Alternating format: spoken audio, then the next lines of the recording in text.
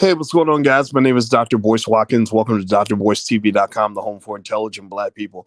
I want to talk about Courtside Karen and LeBron James. LeBron James had this altercation with a random white woman on the court, on the side of the court, who decided that she could scream and holler at a 6'8", 260-pound Black man with a big, scary beard.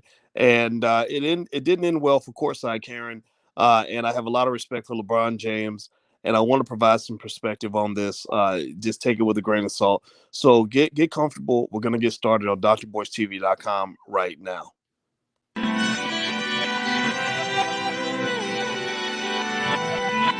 Here we are, clan the isms, cataclysm, great. Our people out here struggling, trying to make it in this state. Everybody out here doing it, but we the ones too late. Now family, we the ones who gotta delegate. Get that money in the power, never be fake. Stick to cosign for 3. What did he say? Create jobs, support our own. Educate the same and buy back your home. Got 3 degrees, triple 10. 3 PhDs, now we on the CNN. DBTV, let's talk about negligence. Ignorance is bliss, but we can turn it to intelligence. Believe none of what you hear, half of what you see. Let's break it down here on Dr. Boyce TV. Here we are, clan. Hey, what's going on, guys? My name is Dr. Boyce Watkins. Welcome to drboycetv.com, the home for intelligent Black people. I want to talk a little bit about LeBron James and this incident with a lady that they have called Courtside Karen. Give me a yes or no in the chat if you are aware of what happened between LeBron James and Courtside Karen. Have you heard that story? Give me a yes or no in the chat. And also put your hashtag B1 in the chat if you're Black First on this platform. We are Black First.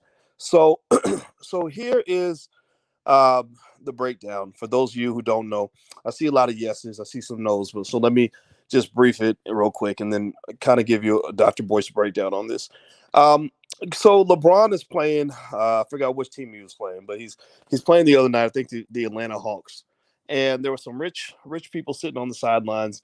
A young girl, about 25 years old, who's screaming and hollering, and I guess her husband was screaming and hollering, and LeBron responded to the husband, and there was some cussing back and forth. You know what we men do when we get mad at each other. And then his wife, the guy's wife, decides to jump in, and that's Courtside Karen. So she starts screaming and hollering and everything else. And LeBron, goes back and forth with her, and eventually the couple was removed from the stadium, taken out of the arena. Now, here's my take on that. LeBron was right. There's no way you can justify that kind of ridiculous, banshee-like behavior, from anybody. If you got a wife who acts like that, then get you a different wife. If you got a girlfriend that acts like that, then don't make her your wife. And if you see a woman that acts like that, you better not walk up to her and trust a big button to smile, because a woman like that, chances are she's loud and stupid like that, in public. She's going to be loud and stupid all the time. And, you just don't. Loud and stupid people are just not fun to be in a relationship with. So, Courtside Karen loses that battle. In the battle of decency, she is, just a pathetic kind of person. Now, here's what's interesting. So, my friend Max Jerome, who I see in the chat, he says she's just another Karen seeking her 15 minutes of fame. That's the point where I want to kind of challenge your thinking a little bit on this, because here's the deal. Here's what occurs, right? So LeBron goes to Twitter, and to his, 10 million Twitter followers or whatever the number is, he talks about her and, basically says, I told her off. Now, everybody's going to agree. Like, LeBron can literally go on Twitter and say, I farted really loud today and it was awesome. And everybody would hit the like button, because that's what happens, right? Popularity makes you right in this world. When you're popular, people think everything you say is right, because most people don't know what their own opinion is. They just kind of go with whatever their favorite celebrity believes. So that's what it is. But the thing about it, though, was that when I saw LeBron kind of responding to this lady on Twitter and elevating her, I almost felt like he was doing her a favor. I almost felt like she's going to be telling her grandkids about what happened. She's got a story she can tell all her friends for the rest of her life. And basically, she'll be able to say, I was able to get the attention of the greatest basketball player on the planet, or one of the greatest anyway. I was able to yell and scream so much and get in his head so much that he actually mentioned my name or talked about me on, you know, on a platform with millions of people. I think that's a win for Courtside Karen. I really do, honestly. I know people are going to disagree, and it's okay. We can all disagree and still love each other. And I don't really have a clear directional opinion on it, or if I do, I have more than one opinion. So I'll probably sound like a hypocrite. If you want to know if LeBron James won that back and forth, yeah, of course he won. Sure, he's LeBron. He wins everything, right? LeBron talks shit to you, then you're gonna look like the jerk, right? LeBron, because LeBron is LeBron. He's rich, he's famous, he's got $1 trillion in the bank, and everybody loves him, and he's an NBA champion. So, it's like if you're at school and if the most popular kid in the school tells a joke. Anybody tell me if you ever noticed that? If the most popular kid in the school tells a joke, everybody's gonna laugh at his joke more than they laugh at your joke, even if your joke was funnier. Do you know what I'm saying? So a lot of times popularity will drive people's opinion about what you say before you even say it. So did LeBron win? Yeah, he won, but LeBron was winning before that lady ever came into his life. LeBron was LeBron before he met her. He's gonna be LeBron after her. Nothing changes about LeBron James's life because he chose to confront this lady in this particular way. The only thing that has changed is that Courtside Karen is now famous. Now Courtside Karen is a hero amongst the millions of people that hate LeBron James. Remember, in this country, our country's so divided that there's nobody in this country that I can think of that everybody loves. Even Barack Obama, half the country hates Barack Obama. Half the country loves Donald Trump, believe it or not, right? You might act like nobody likes him, but he got 80 million votes or 70 million or whatever that number was. You don't get 70 million votes if nobody likes you. So basically, one of the things that happens, this is really just true in media. And this was something somebody told me a long time ago, is they said that the the opposite of being acknowledged in a positive way is not somebody attacking you or criticizing you. The worst thing that can happen to you if you're a Courtside Karen is for them to ignore you. Because if they ignore you, then you have nothing. But if LeBron comes back and says, F you blah, blah, blah, blah, blah, well, then guess what? All the millions of people who hate LeBron are like, ooh, who's this lady? Ooh, I like you. I like her because I hate LeBron, right? Or if you ever have a show, this is true. If you ever pay attention, for example, to if you look at Kevin Samuels in his YouTube channel, remember Kevin Samuels, who's really good. He's good at what he does. I mean, he's a professional. He has a great show. I don't agree with everything. I mean, no, who does? But I don't care. Who cares what my opinion is? But the thing was that Kevin Samuels, before about maybe a month ago, he had a decent channel. It was doing okay. But once they attacked him, once they tried to cancel him, that's when Kevin's channel started blowing up. That was when his channel started getting thousands of new subscribers every day, because for every opinion that you have, there's somebody that on the other side that has the opposite opinion. So when World Star Hip Hop posted the Kevin Samuels video of him blasting that lady, y'all know what I'm talking about, when he was yelling at the lady and telling her she was going to die alone. Well, Kevin's smart. Kevin knew that they did the best favor in the world for him, because that's when his channel took off to the moon. So sometimes the best thing somebody can do for you is to call you out in public on a gigantic platform that's much bigger than yours. That's why in many cases I won't mention the name of certain people if they're trying to just get attention, because I know the game. A lot of people know. T.I. knows the game. When T.I. was doing his little apology video, y'all saw the other day when T.I. was talking about that lady that accused him and his wife of doing freaky stuff and trafficking women and all kinds of stuff that isn't proven, by the way. None of that's proven. It's just an accusation. Notice that when T.I. talked about the lady, he did not mention her name. He addressed her. He addressed the situation because he kind of had to, but he did not mention her name.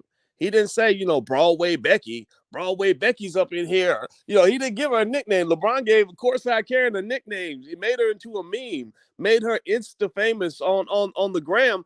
And I guarantee you that if she created an Instagram page tomorrow called Courtside Karen, the Chronicles of Courtside Karen, she'd have 100,000 followers by tomorrow.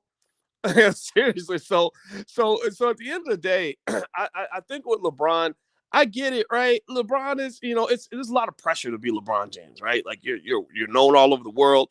You're already gigantic as hell, so you can't really go anywhere without being mobbed and recognized and everything else. And that can be tough. I can only imagine how difficult that must be.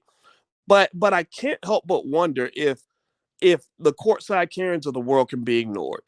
I can't help but wonder when we talk about white supremacy, if us sort of rejoicing in allowing ourselves to be triggered and angered by every idiotic white person that has something stupid to say, if that doesn't actually empower the idiot, right? That empowers the idiot when the idiot can cuss at you and scream at you and get you out of your game, like get you mad, blood pressure rising, ready to fight, ready to go to jail. The best example I can think of is when I've seen people, and these videos go viral. I saw a video one time where this guy was working at Arby's, and there was a crazy Karen in the Arby's who started talking all kinds of smack and yelling and screaming.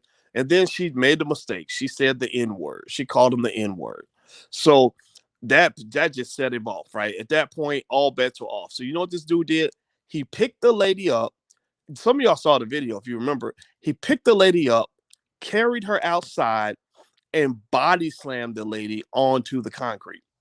So because he did this though, so he got mad love from Instagram, the internet. He broke the internet for about half a day. Everybody was saying that's right, she deserved it. Kill the Karen. She deserves whatever, right? Like people were cheering him on. But then there was the other side of that they didn't tell you about on the internet. This brother got arrested. He will spend many, many, many years in jail because he hurt that lady so bad. And if I were to talk to him, I would kind of ask myself, why could some idiot who has no power otherwise, maybe they're just half drunk and half stupid, why would you, if you care about your own life or you care about reaching your goals, or you care about staying focused, why would you allow a powerless, ignorant person to know that they can throw you off of your objective just by calling your name? Seriously. I mean, give me a yes or no in the chat, just so we can understand each other. This is not me disagreeing with LeBron James shit. LeBron's LeBron. He can do whatever he wants. He's got enough money in the bank. He ain't got to listen to Boyce Watkins. Who cares what Boyce Watkins thinks, right? I want to lay that out there. I'd like LeBron. Fine, we told her off. Yeah, that's right. Get her, whatever. But I want to ask you this question. If I got on the internet and I started calling Elon Musk all kinds of names and started heckling Elon Musk and dogging him out and attacking him, do you think that I could get Elon Musk to lose focus on running Tesla every day, to take the time to come back and respond to me?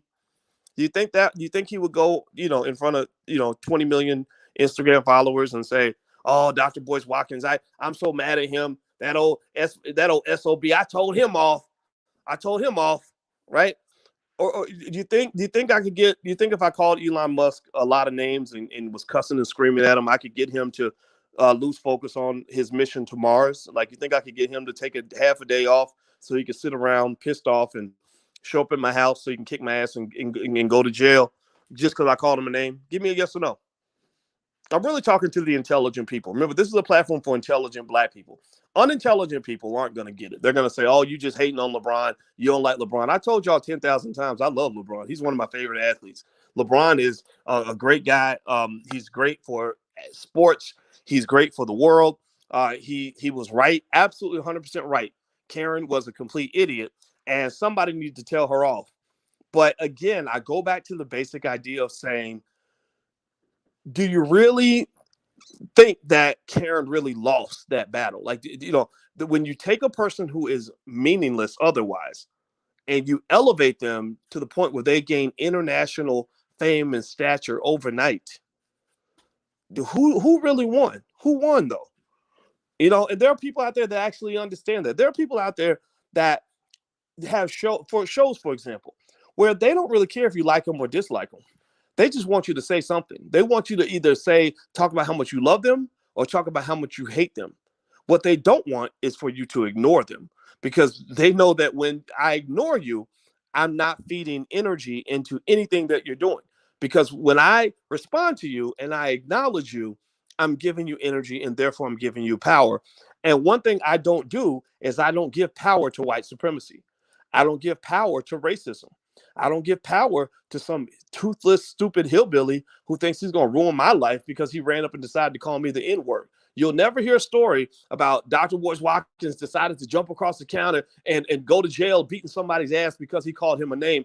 I don't care. You're stupid. Your opinions don't matter. You don't exist. You just sit over there mad because you ain't me. I know that. I know a hater when I see one, and I don't give power to haters. I give power to people who love me, not people who hate me. I give attention to my allies, not to my enemies. I don't take insignificant people and make them relevant by validating their existence with my response. Do you follow what I'm saying? Do you understand the words coming out of my mouth? So what I'm saying to you, black people, is you got to stop being triggered by stupid white people. You just got to kind of let some of that go. Stop it. Like, why are you choosing to be a white supremacist? Why are you choosing to be a white supremacist? You're choosing to be a white supremacist because every time a white person says boo, you jump up like, oh hell no, no, you didn't say that. No, they didn't. Oh, you know what they think about us. They don't really like us, Dr. Boy. They don't like black people. They don't like, man, I don't care if they like me or not. I like myself. You should like yourself. Your mama likes you. God likes you. If you got a good woman, your woman likes you. Your children like you. Why ain't that enough for you? Why do you need a white man to be your God who loves you in addition to that? Why must they be the ones to define whether or not you're worthy in this world? Why are you looking for your enemies to love you? You can never be a worthy adversary if you are seeking love from your adversaries. Like, if you show up to the battle looking for love, then you're going to get your head blown off. They will laugh at you. Like, why would you be looking to me to love you? I'm supposed to be competing with you. You're supposed to get love from your mama. You should have got your love before you got here. You up here looking at me? I oppressed you for 400 years? I enslaved my ancestors, enslaved your ancestors. We stole everything you got. If you had done even 1/10 of that shit to me, I'd be ready to take all of y'all out. I'd be seeking revenge. Like literally, they're looking at you like, gosh, these Negroes are so shockingly forgiving. Because if they did this to us, they do one little thing to us, we dropping bombs on your whole country. But black people, I guess this religion thing is really working. We got them to turn the other cheek and got them to forgive and forget and to beg. They begging us for forgiveness. They trying to be cool with us. And you're not supposed to be trying to get cool with us. That's not that. So what I'm saying to you is you got to stop that. We got so much white supremacy in our community that that's one of the big things that holds us back. Because you're always looking to get attention and respect and love from the people who are not worthy of your attention, your respect, or your love. And you're trying to get affection from the people who've given you nothing but hatred. You know, why does it surprise you that this crazy lady was sitting on the sidelines yelling at LeBron? So what? She's stupid. She's a stupid person. Also, okay, white people have been white for a very long time. They're not going to stop. I've never, ever in any way been engaged or interested in any sort of policy of racial healing that involved me getting up cozy next to my oppressor and begging for forgiveness. I can't do that. Instead, I would rather get what I need from my own people, and then I can look at you eye to eye and toe to toe and compete with you. You will never be able to compete when you position yourself in a subservient role. When you position yourself as a person who has an emotional void and you're looking to your oppressor to get attention or to get validation, then you can never win. Black people will never have power if you think that power is linked with access and validation from white supremacist systems. You will not ever have power that way. So the reason that you're not going to get power in this generation, the reason that your people will not rise to the level that they're capable of rising is because you have millions of your people who still don't understand who they are. And also, you have millions of people who don't understand who they are. It doesn't mean that they're all bad people. I'm not saying that. This is not me talking about white people as being all bad and black people being all good. I'm not into that. What I'm saying to you is that it's about self-esteem. You know, the reason that they can trigger you, but you can't really trigger them is because They have white supremacy in their blood, which makes them understand that they can acknowledge you whether if they feel like it and not acknowledge you if they don't. Right? You talk about reparations and you scream and holler about reparations, they don't acknowledge you. You scream and holler about the fact that Joe Biden incarcerated hundreds of thousands of black men and you're pissed off, they don't acknowledge you. How many times? Give me a yes or no. Tell me, give me for real. Has anybody seen Joe Biden at any point, I mean, really acknowledge things like reparations or the fact that so many millions of black people are pissed off at him for the crime bill?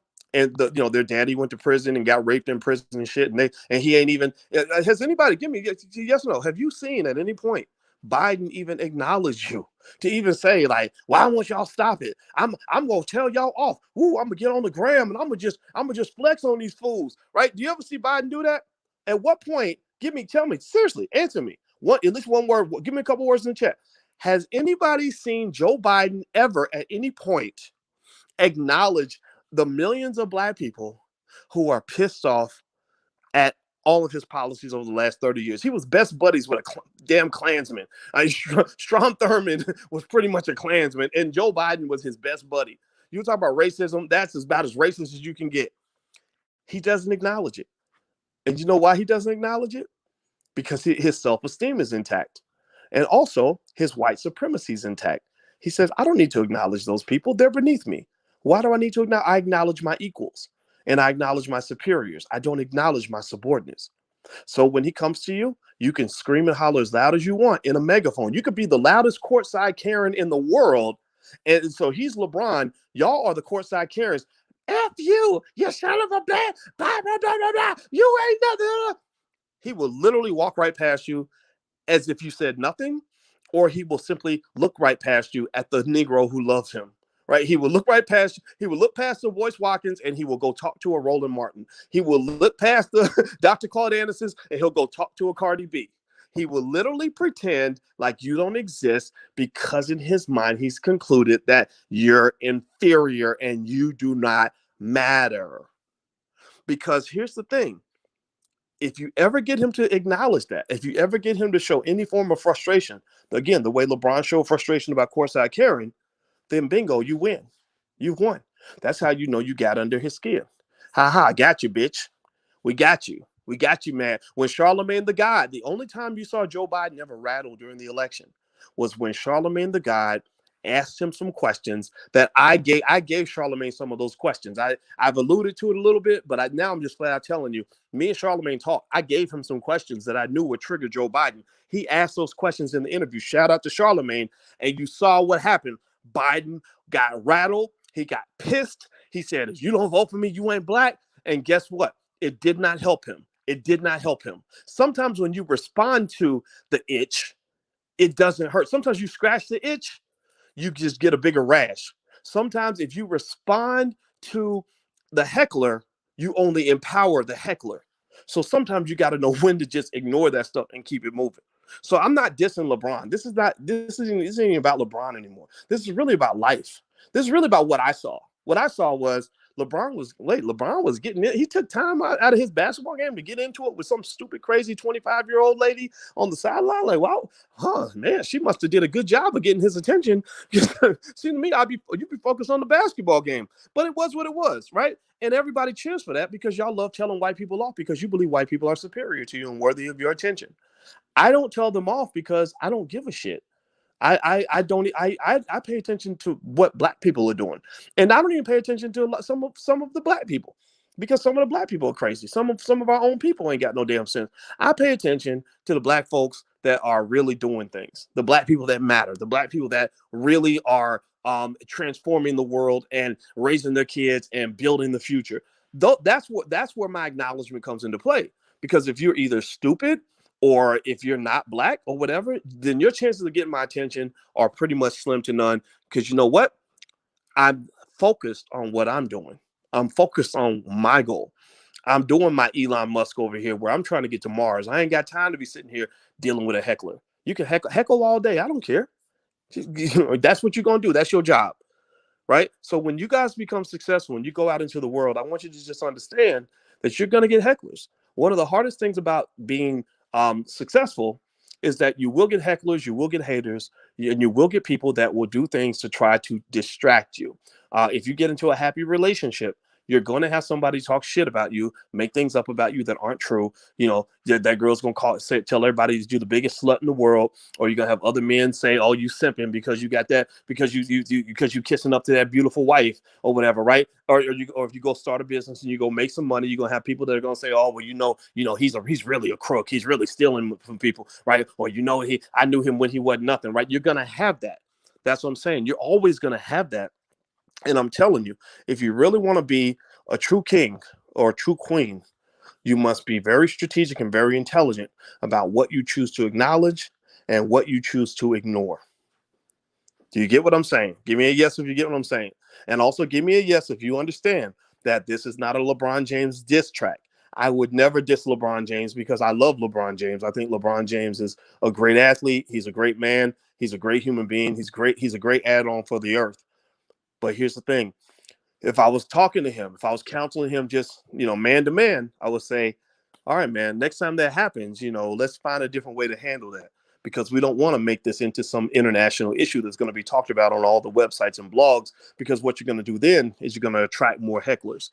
Now there are other courtside Karens who are getting locked and loaded who are like, oh, shoot, well, she got LeBron's attention.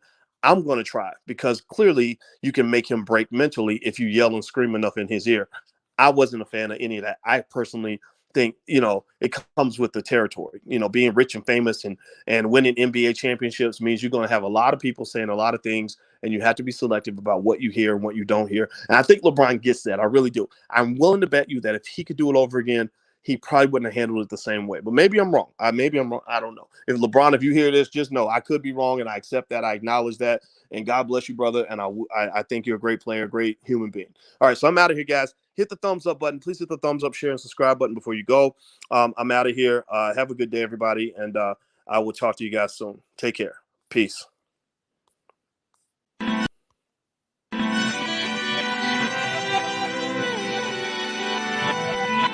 Here we are, clan the isms, cataclysm great. Our people out here struggling, trying to make it in this state. Everybody out here doing it, but we the ones who late. Now family, we the ones who gotta delegate. Get that money in the power, never be fake. Stick to courtside for 3. What did he say? Create jobs, support our own. Educate the same and buy back your home. Got 3 degrees, triple 10. 3 PhDs, now we on the CNN. DBTV, let's talk about negligence. Ignorance is bliss, but we can turn it to intelligence. Believe none of what you hear, half of what you see. Let's break it down here on Dr. Boy's TV. Here we are.